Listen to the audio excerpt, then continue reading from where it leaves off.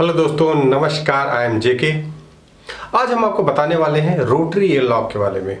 इसको rotary feeder भी बोलते हैं, रोटरी एयर वाल्व भी बोलते हैं। तो जो रोटरी एयर लॉक है ये बहुत ही इंपॉर्टेंट इक्विपमेंट होता है किसी किसी एप्लीकेशन के लिए। वो कौन कौन सा एप्लीकेशन है वो वन बाय वन बताएंगे। सबसे पहले हम जानते हैं रोटरी एयर लॉक का फंक्शन क्या है, इसका वर्किंग प्रिंसिपल क्या है। देखिए, रोटरी एयर लॉक क्या है कि दो मीडियम है। अगर एक मीडियम में मटेरियल प्लस एयर है और वो सर्टेन प्रेशर में है, अब हमको एयर से मटेरियल का सेपरेशन करना है, तो वहाँ पर ऑप्शन रहता है कि लोग डबल फ्लैप वाल्व लगाते थे, सिंगल फ्लैप वाल्व लगा देते हैं। तो क्या होता है, अगर सिंगल और डबल फ्लैप वाल्व लगाते थे तो वहाँ पर एयर का लीकेज हो जाता था।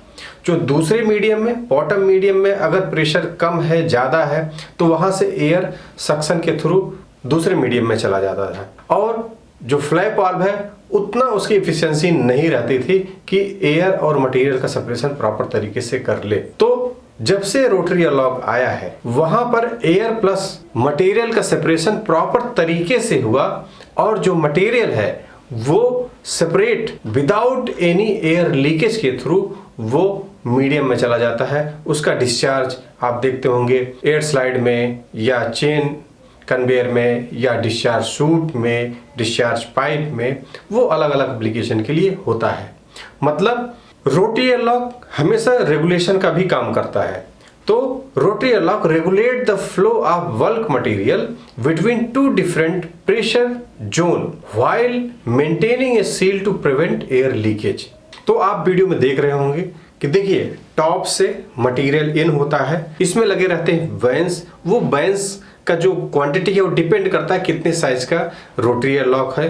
तो कितने टाइप के वैन है, वो 4 वैन भी होता है, उसमें 6 वैन भी होता है, उसमें 8 वैन भी होता है। तो मटेरियल टॉप से आता है, किसी होपर से आया और वैन के थ्रू, वैन रहता है रोटेशन में, उसका एक सर्टेन ऑपरेटर करीब करीब ये 15 से लेकर 25 आरपीएम के बीच में रहता है। वो डिपेंड करता है कि कितने कैपेसिटी का आपका रोटरी एयर लॉक है। उसके बाद में मटेरियल बॉटम में देखिए जा रहा है। इसमें जो परसेंटेज ऑफ फिलिंग होता है मटेरियल का वो 70% से लेके 80% के बीच में रहता है। अगर कोई बोले कि इसमें 100% मटेरियल का फिलिंग हो रहा है तो वो रॉन्ग है। आप खुद देख सकते हैं कि एक साइड से मटेरियल देखिए आ रहा है और बॉटम में डिस्चार्ज हो रहा है और फिर वैन दूसरे तरफ में जा रहा था, दूसरे साइड में देखेंगे मटेरियल वहां पर गैप है, तो करीब 20 से 30-40% तक का गैप रहता है। उसके बाद में फिर से मटेरियल टॉप से भरता है। मतलब 2/3 एरिया में ही मटेरियल का कॉन्टेक्ट रहता है सेपरेशन के समय। तो रोटरी एयर लॉक बहुत ही वेस्ट छोटा सा इक्विपमेंट है लेकिन बहुत ही पावरफुल है। इसका एप्लीकेशन आप देखते होंगे नंबर 1 न्यूमेटिक कन्वेइंग सिस्टम में होता है। न्यूमेटिक कन्वेयंस सिस्टम मतलब अगर मान लीजिए सीमेंट है या कोई भी फाइन पाउडर्ड मटेरियल है, उसको हमको वर्टिकली किसी सैलो में डालना है, तो आप देखते होंगे रूट ब्लोअर पॉजिटिव डिस्प्लेसमेंट एक पंप लग जाता है, तो वहां से एयर का सप्लाई होता है और फिर हम जो मटेरियल का सप्लाई करते हैं उस पाइपलाइन में वो रोटरी एयर लॉक के थ्रू करते हैं। कि मतलब जो हम रूट ब्लोअर से एक साइड से एयर दे रहे हैं वो रिवर्स ऊपर ना चला जाए, रोटरी एयर लॉक से होता हुआ ऊपर ना जाए। इसलिए रोटरी एयर लॉक का फंक्शन यही है कि वो एयर को ऊपर जाने नहीं देगा, एयर का प्रॉपर सीलिंग कर देगा। ओनली मटेरियल का डिस्चार्ज होगा पाइप में और फिर मटेरियल उस एयर के पॉजिटिव डिस्प्लेसमेंट के कारण वो सैलो में उसका डिस्चार्ज हो जाता है। तो न्यूमेटिक कन्वेइंग सिस्टम में आप देखेंगे कि रोटरी एयर लॉक का यूज सबसे ज्यादा होता है। उसके बाद में आप देखेंगे एफके पंप है। एफके पंप भी just like a pneumatic conveying system में ही काम करता है। तो एफके पंप से पहले आप देखेंगे रोटरी एयर लॉक का यूज होता है। जितने भी बैग हाउस है, रिवर्स एयर बैग हाउस है या पल्स जेट बैग फिल्टर्स हैं, तो आप देखेंगे उसके डिस्चार्ज में रोटरी एयर लॉक लगा रहता है। पहले कहा था जब से रोटरी एयर लॉक का इन्वेंशन नहीं हुआ था तो उससे फ्लैप वाल्व लगा रहता था। तो फ्लैप वाल्व का एफिशिएंसी उतना अच्छा नहीं था, चोकिंग फॉर्मेशन हो जाता था, प्लस जो एयर का प्रॉपर तरीके से सीलिंग होना चाहिए वो नहीं होता था।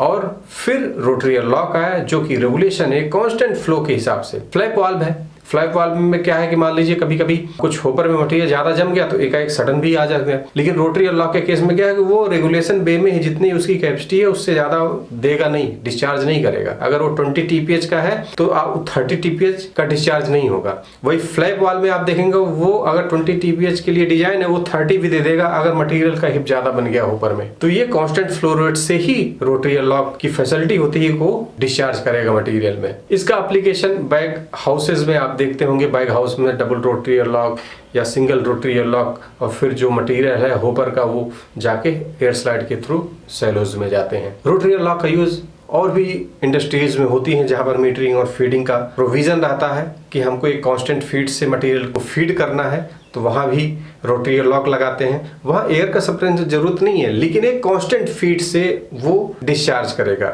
ऐसा नहीं है कि हमारा 10 TPH का है तो 15 दे रहा है, वो करीब करीब ±5 TPH के हिसाब से वो कांस्टेंट फीड रेट से मटेरियल डिस्चार्ज करता है। तो वहां भी रोटरी एयर लॉक का यूज होता है।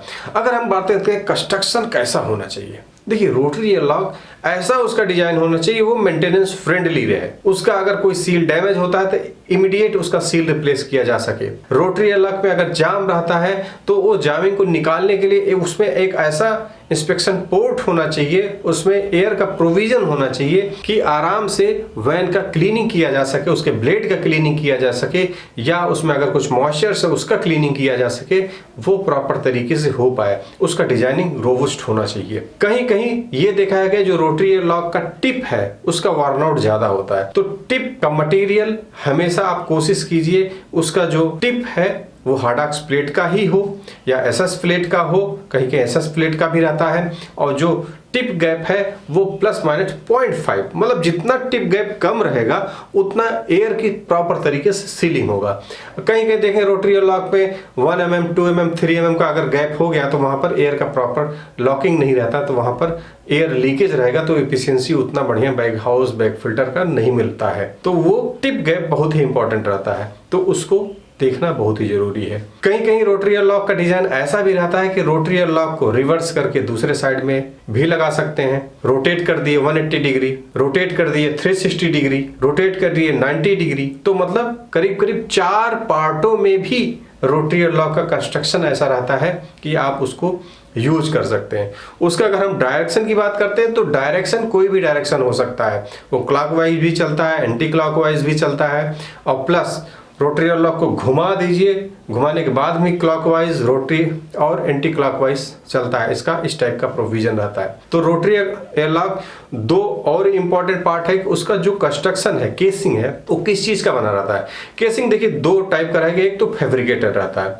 फैब्रिकेटेड रहेगा तो कभी कभी क्या है कि फैब्रिकेशन में वो जो ओवेलिटी कभी कभी आ जाता है, जो सर्कुलरिटी रहता है वो सर्कुलर मेंटेन नहीं हो पाता है, या जो उसके अंदर में लाइनर है वो डैमेज हो गया तो उसका रिप्लेसमेंट भी थोड़ा टिपिकल हो जाता है। कहीं कहीं कास्टिंग टाइप का रोटरी एयर लॉक रहता है, वो बेटर परफॉर्मेंस देता है, उसमें वियर एंड टियर भी कम रहता है, प्लस उसमें ओवलिटी आने का चांस नहीं रहता है, और उसमें जो इंस्पेक्शन पोर्ट है वो भी रोबस्ट टाइप का रहता है कि आराम से कोई भी जैमिंग हो उसको आराम से क्लीन किया जा सके। तो जो रोटरी एयर लॉक है इसका फंक्शन बहुत ही बेस्ट होना चाहिए। इसमें ड्राइव लगे रहते हैं, ड्राइव गियर्ड मोटर जनरली इसमें लगते हैं। गियर्ड मोटर के साथ में आप देखेंगे पिनबुश कपलिंग लगता है।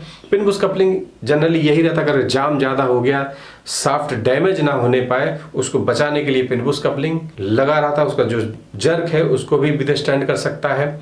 जो मोटर है वो सीधा केसिंग माउंटेड भी रहता है, प्लस वो फुट माउंटेड भी रहता है। वो डिपेंड करता है कितने साइज का रोटरी एयर लॉक है। तो ये था मोटा मोटा रोटरी एयर लॉक के बारे में। अगर आप उसको खरीदने जा रहे हैं तो इन चीजों का आप ध्यान दीजिए।